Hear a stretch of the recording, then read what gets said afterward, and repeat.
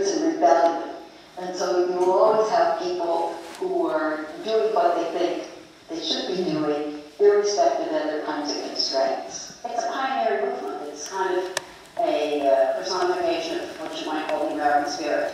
Modern dance is ever changing. It's always evolving. And the fascinating thing about modern dance, I often think that it's sort of like a movie Blob, in a sense that there's this creature, this animal that's constantly absorbing new forms of movement. A pioneer is somebody who's willing to stake everything on an idea, on a concept, on a change.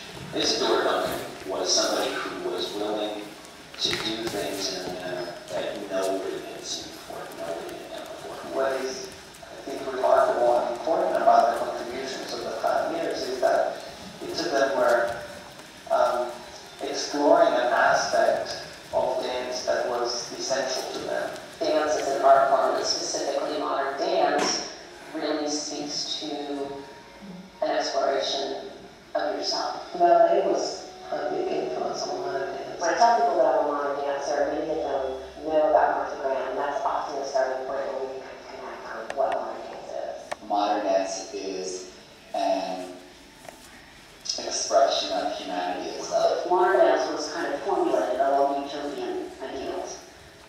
Freedom of the spirit, self-expression, the greatness of America. Dance may reflect what exists in society or may influence what's in society. I think that choreography is, I like to make a parallel to literature. You know, you do your research, you find your topic, and then you have specific ways that you build sentences, and you build paragraphs, and you build chapters, and finally you have this rise and fall or climax and decrescendo of a story. Doris Humphrey was the first person to codify the choreographic process. She wrote the first book explaining how to choreograph. And this is something that modern dancers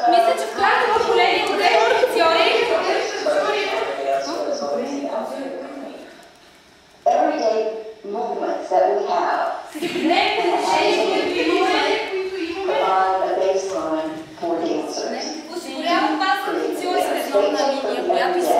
Postmodernists threw everything out and questioned everything. The Jackson Church was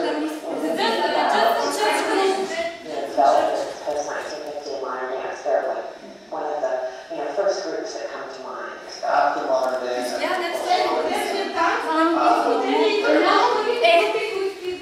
great deal of incorporation of different languages and different approaches. Every form of dance shapes the dance that you see on stage.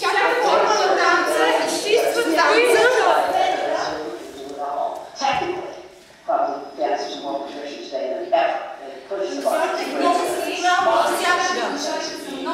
Jazz encompasses many different styles. Dancing college is tremendously important in the development of the mainstream, what we call the mainstream modern dance, in that Bennington gave it a home.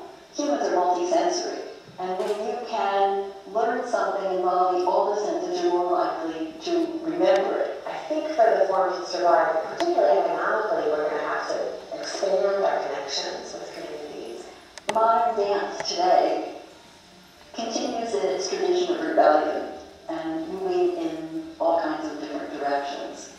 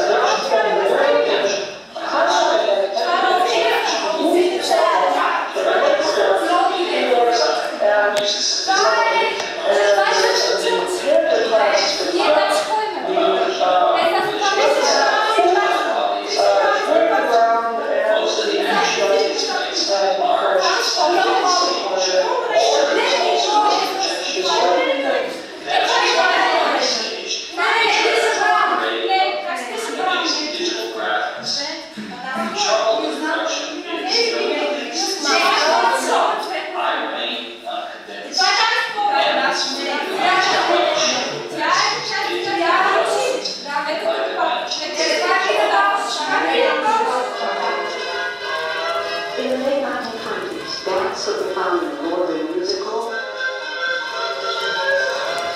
vaudeville skits, minstrel shows, and ballroom exhibitions.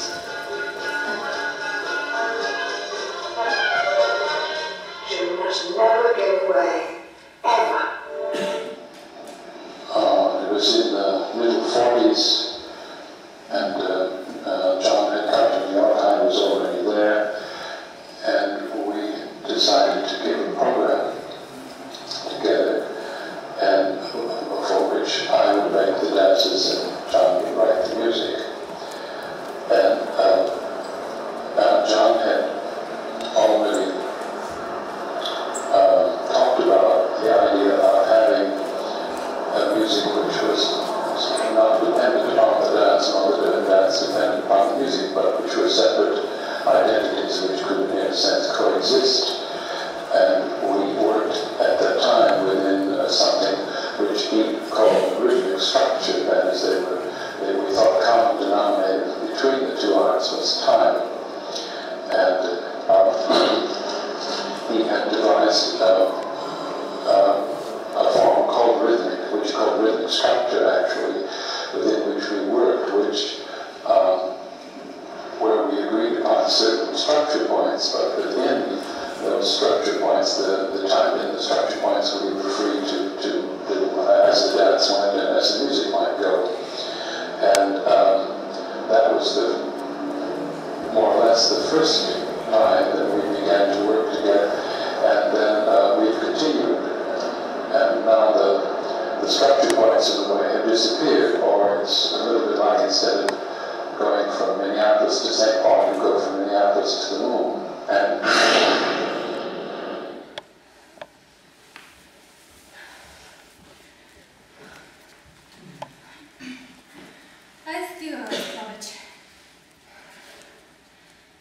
Аз нещо по-ново искам да ви покажа.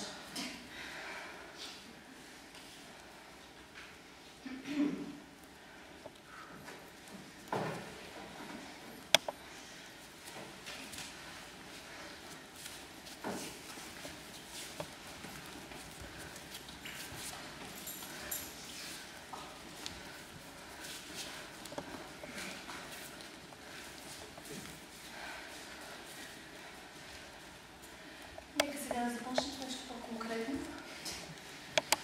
Отпуснете мускулатурата. Ще работим върху ставите. Дясната ръка с лекота се качва нагоре, изнасяме левия крак и слизаме в дълбоко плие, като стигаме към земята. Пренасяме тежестта върху дясното коляно, избутваме и разчилваме по цялата земя. Усетете дължината на крайниците.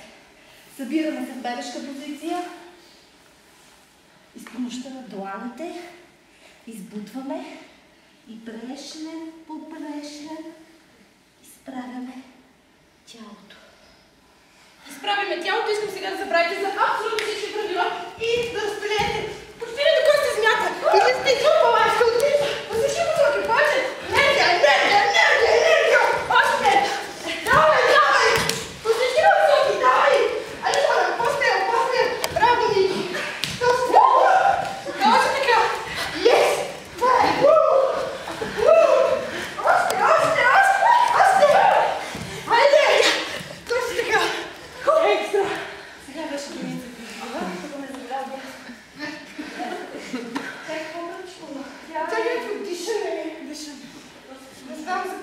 Нещо някакъв контракт беше. Контракт? Контракт. Виж някакъв полезно случай. Може да направим. Постоянни движения. Виж как това са много.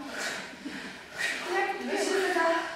Ето да беше ще има много тъмни. И го засилваш. И беше за баланс. И беше за баланс. И засилва. И засилва.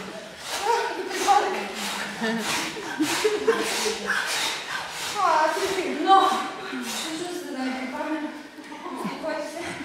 Тук може във въгълчето да дойдете, да ви покажа нещо за координация. Пак дишаме, нали? Вижте, показвам само веднъж. От тук скоче, приземявам. Това е първа част. Втора, хок загрева, избутвам коленцето. Кръченце. Моля ви, завърши много важна жена, не говори. Додолу и хоп, отскача. Като пружинка. Да видя една продели друга. Добре, да им се смело. 3 часа, нали? Хайде. Скочи, точно така. После втората част с кръга. Няма да повтарям. Жана, като стигне един със средата, да започваш. Значи, вижте, Жана, тя взима най-много пространство. Не малко време. Не забравяй скочваш на екрана, като пружинка много важно. Оценявате тръгваме. Трябва да се не гледай погледа напред. Не се няма да забърши. Не да може да се по-широко и не толкова лирично. Така се скъси малко да девия. Добре. Не назад, скока напред, добре. Сега се смече и не го запомнихте добре. Шахмат. И наляво. Разстояние. От тук. Стъпвам, замръзвам, скачам. С десен крак. Избутвам коленцето. Имаме хоп страни хубаво. Кой ще каже как се прави това? Батман, така и хоп чужиката. Добре? Последен път, сами обаче. Че с мен много интересно. Заедно синхрон и наляво. И наляво. Надясно, всеки път наляво. Завъртам. Нататък самостоятелно. Коляно. Ето, аз си най-много помня. Добре, скочи. Ама като група заедно не така. Добре, няма значение, следващия път на ще стане. Ма съм доволна. Айде, аз сега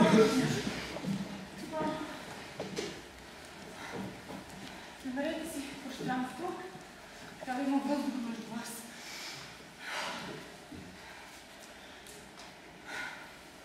Затворете очите. Дишайте. Издишайте. Съсредоточете се. Намерете баланса.